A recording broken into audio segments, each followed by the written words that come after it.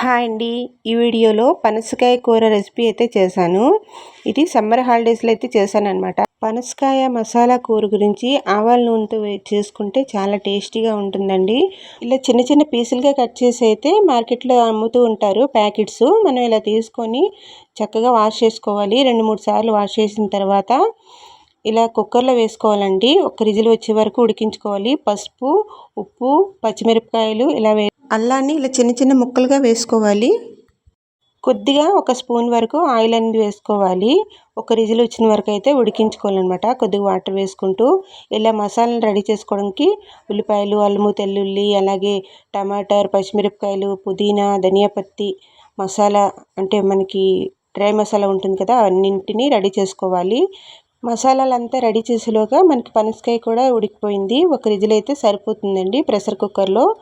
ఇలా మొత్తం అన్ని మసాలా అయితే రెడీ చేసుకున్నాను. ఇప్పుడు పనసకాయ కుక్కర్ నుంచి వేరేగా ఇలా చేసుకుంటూ నేను ఇక్కడ ఆవాల నూనె అయితే వేస్తున్నానండి. ఆవాల నూనె వేసి ఈ పనసకాయ కూర చేసుకుంటే చాలా బాగుంటుంది. టేస్ట్ అయితే చాలా సూపర్గా ఉంటుందన్నమాట. కొద్దిగా ఎక్కువైతే ఆయిల్ పడుతుంది, ఎందుకంటే మనకి పనసకాయ అనేది ఉడికించిన తర్వాత ఫ్రై చేసుకోవాలన్నమాట. తర్వాత మసాలా వేసి వండుకుంటే చాలా బాగుంటుంది. ఆవాల నూనెలో వండేటప్పుడు మనకి ఆవాల నూనె అనేది ఇలాగా మరిగినట్టుగా పొగలుగా వస్తుంది. ఆ పొగ అంతా పోయిన తర్వాత అయితే రెసిపీ అనేది చేసుకోవాలి, లేదంటే స్మెల్ అనేది వేరేలా వస్తుందన్నమాట. అందుకని చెప్పి మొత్తం ఆవిరిలా వస్తుంది కాబట్టి అదంతా పోయిన తర్వాత కొద్దిగా ఈ పనసకాయ ముక్కల్ని వేసుకుంటూ నెమ్మదిగా ఫ్రై చేసుకోవాలి.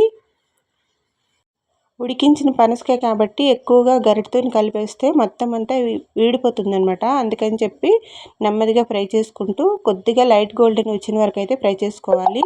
మళ్ళీ అదే ప్యాన్లో మరి కొంచెము ఆవాల నూనె వేసుకుంటూ ఆవాల నూనె వేసేటప్పుడు కొద్దిగా మరగాలండి. మరిగిన తర్వాత మనకు పొగలా వస్తుందన్నమాట. ఆ పొగంతా పోయిన తర్వాత ఇలాగా గరం మసాలాలు, తెల్లుల్లిపాయలు, అలాగే దీనిలో తెల్లుల్లిపాయలు అయితే ఎక్కువ పడతాయన్నమాట. ఫస్ట్ తెల్లుల్లిపాయలు వేసుకున్నాక ఆ తర్వాత పచ్చిమిరపకాయలు, ఉల్లిపాయలు వేసుకోవాలి. కొద్దిగా ఫ్రై అయిన తర్వాత అల్లం తెల్లుల్లి పేస్ట్ అనేది వేసుకోవాలన్నమాట. నేను అల్లం తెల్లుల్లి పేస్ట్ అనేది దంచుకున్నాను. ఫ్రెష్గా ఇలా దంచుకొని వేసుకుంటే చాలా బాగుంటుంది. టమాటాలు మనం ఇలా గ్రైండ్ చేసుకొని వేసుకోవాలన్నమాట. మొత్తం మసాలా అంతా ఫ్రై అయిన తర్వాత టమాటాస్ గ్రైండ్ చేసుకుని వేసుకున్నాక పసుపు, కారం, ధనియాల పొడి, జీరా పౌడర్ ఇలా వేసుకుంటూ ఉప్పు వేసుకోవాలి, కలుపుకోవాలన్నమాట. మొత్తం మనకి ఆయిల్ పైకి వచ్చినంత వరకు ఫ్రై చేసుకోవాలి. ఇలా ఆయిల్ పైకి వచ్చిన తర్వాత కొద్దిగా వాటర్ వేసుకొని మళ్ళీ మరి కొంచెం మంది ఉడికించుకోవాలండి. టమాటాలు పచ్చివాసన పోయినంత వరకు ఇలా అయితే ఉడికించుకోవాలి. ఇలా మొత్తము మసాలా అంతా కుక్ అయిన తర్వాత ఇప్పుడు ముందుగా ఉడికించి ఫ్రై చేసుకున్న పనసకాయ ముక్కలను అయితే వేసుకొని కలుపుకోవాలండి. ఇలా మనము ఆవాల నూనెతో చేసినప్పుడు టేస్ట్ అనేది చాలా బాగుంటుందన్నమాట. మసాలా అనేది ఇలా ప్రిపేర్ చేసుకుంటే చాలా సూపర్గా ఉంటుంది. ఒకసారి ట్రై చేసి చూడండి. నేనైతే ఫ్రై చేసుకున్న పనసకాయ ముక్కల్ని వేసుకుంటూ నెమ్మదిగా ఇలా కలుపుకోవాలన్నమాట.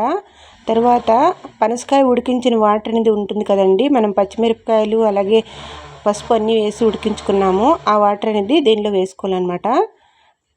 టేస్ట్ అనేది చాలా బాగుంటుంది. మనం పనసకాయ ఉడికించినప్పుడు అందులో మొత్తం స్మెల్ అయితే వెళ్ళిపోతుంది కాబట్టి ఆ వాటర్ వేసుకొని ఉడికించుకోవాలి. కొత్తిమీర ఇలా వాష్ చేసుకొని కట్ చేసుకొని వేసుకోవాలి. అలాగే పుదీనా కూడా ఇలా వేసుకొని మొత్తము అంతా కలిసిన తర్వాత కొద్దిసేపు ఉడికించుకోవాలి. ఆ తర్వాత మళ్ళీ గరం మసాలా వేసుకోవాలండి. ఇలా కాసేపు ఉడికించుకొని ఆయిల్ పైకి తేలిన వరకు అయితే ఉడికించుకోవాలన్నమాట. ఇలా ట్రై చేశారంటే కూర అనేది చాలా టేస్టీగా ఉంటుంది. చూసారా, ఇప్పుడు ఆయిల్ అనేది పైకి వచ్చిందనమాట. ఇలా అయితే పనసకాయ కూర రెడీ అయిపోతుందండి. ఇది రైస్లోకి, చపాతీలోకి చాలా బాగుంటుంది. చాలా సూపర్గా టేస్ట్ అనేది చాలా సూపర్గా ఉంటుంది. మీరు కూడా ఒకసారి ట్రై చేయండి. ఈ కర్రీ అనేది మా వారికి, మా పిల్లలకి, మాకు చాలా అయితే నచ్చింది. మీరు కూడా ఒకసారి తప్పకుండా ట్రై చేయండి. నచ్చింది అనుకుంటే లైక్ చేయండి, సబ్స్క్రైబ్ చేయండి. Thank you for watching.